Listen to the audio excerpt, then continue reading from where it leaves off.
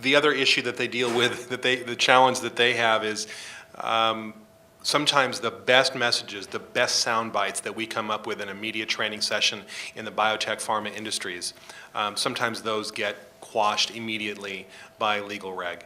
So we have an added challenge. I mean, most industries have lawyers that have to sort of approve messaging, but in your industries, certainly, it's times 10. And so very often a good PR campaign can be thwarted in the name of legal protection. So that's another challenge we face. Jim, you mentioned that one core PR tactic is to make yourself available as a source, an expert source, so that if you're working on a story on a particular topic, you know who to contact. Out there could be people in this audience. But just generally, going down the panel, what can biotech and biomed companies do to truly differentiate themselves and to cut through all the clutter? I don't know how many, like Jerry, you probably get hundreds of emails a day. What are you looking for? How do you cut through the clutter? I think it's so important to have a patient. And I think you guys are probably in the stages where you're testing things, you don't know whether or not they work, and that's okay. I think the public is interested. People watch House, people watch science shows, CSI. They like to see the process of how things happen. And it's okay to have to say, we're going to try this on this patient. We don't know if it's going to work, but here's what we're going to try. And not to be so consumed with everything having to turn out perfectly. The story of how things unfold is very interesting to me. And so I would think, what are the pictures, number one? Number two, who is the patient? And number three, who is the character developing, who is the brains behind this, this discovery? So, and I just wanted to say one thing about social versus traditional media. Social media helps spread messages, but that content is created, for the most part, still by traditional media. The newspaper articles, the TV stories that get spread around Facebook and Twitter are generally, for the moment, still being originated on, traditional broadcast and newspapers. Absolutely. Frank, Jim, and Deborah, because you guys cover from a financial perspective, maybe you could answer that question that Jerry just did. But does a company need to be publicly traded? How big does the capitalization have to be? What is the minimum threshold from a financial perspective for you to cover a company? 0. No consideration whatsoever given to that as far as I'm concerned. Again, it's the story, and I think Mark really expressed it very, very well. As far as getting a spokesperson for your company out there or the CEO, get the jargon out of it. Every industry obviously has jargon. I teach the news radio course at USC, and we deal with a lot of the people in the police and fire departments, for example. And we hear firemen say uniformed units responded to a 316, laid down 3- and 4-inch lines at so-and-so address. Who cares what the size of the pipes are, for God's sakes, or the hoses. Similarly, in this business, there's a lot of jargon, orphan drugs, and most people, don't know what that means. There's certain jargon. So if you're going to be effective, I think, in communicating to a general audience, which we do, and I'm very sensitive to that, certainly you have to consider the 6th W of broadcast journalism, which is who cares, number one. Damn well better be newsworthy and interesting and understandable, first and foremost.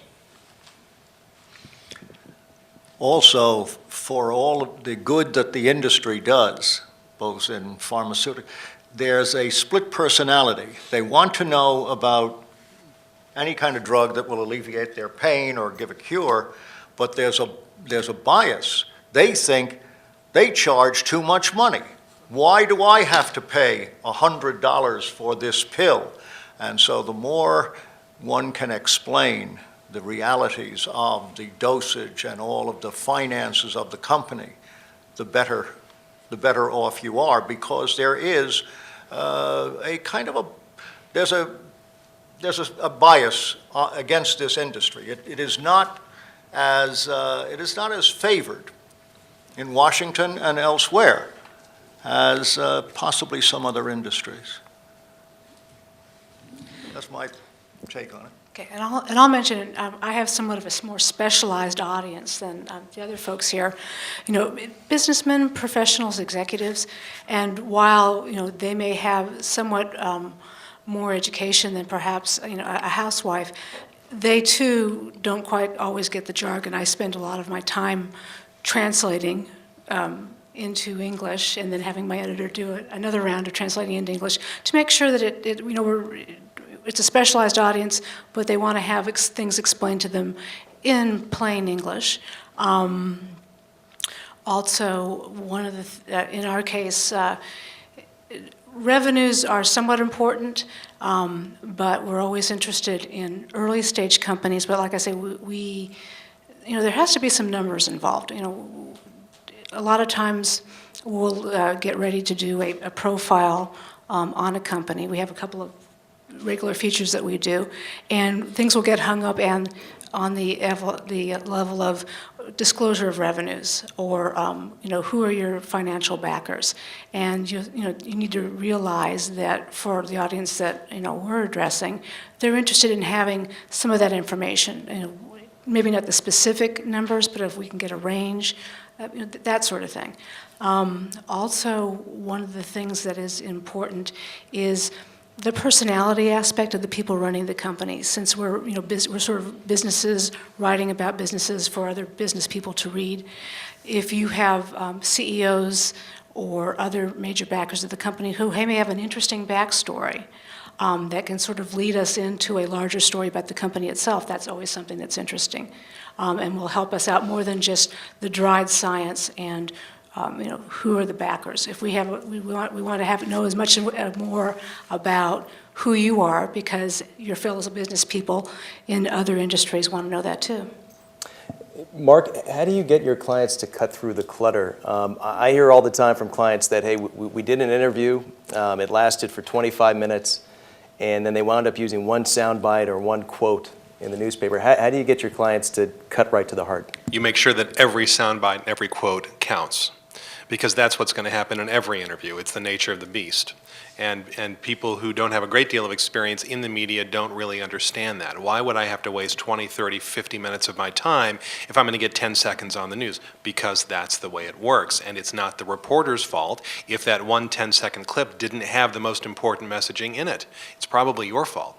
So I train clients to make sure that they get their messages out powerfully, repeatedly, and in a respectful way to the media as well. We don't want people getting up there and filibustering or doing commercials. There is a middle ground.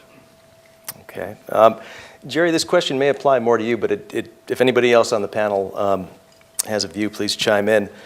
When it comes to patient stories, how do you deal with issues like HIPAA, off-label use, regulatory and technical issues? How do you deal with that? I don't worry about them. Not at all. I'll tell you something. HIPAA is so overblown, the concerns about HIPAA. For the most part, anybody who's standing in front of a camera talking they know it's implied consent that they're okay to be on TV. There's nothing wrong with, asking the people that you're helping, is it okay to share your story? I think a lot of, especially the bigger medical institutions, are afraid to ask.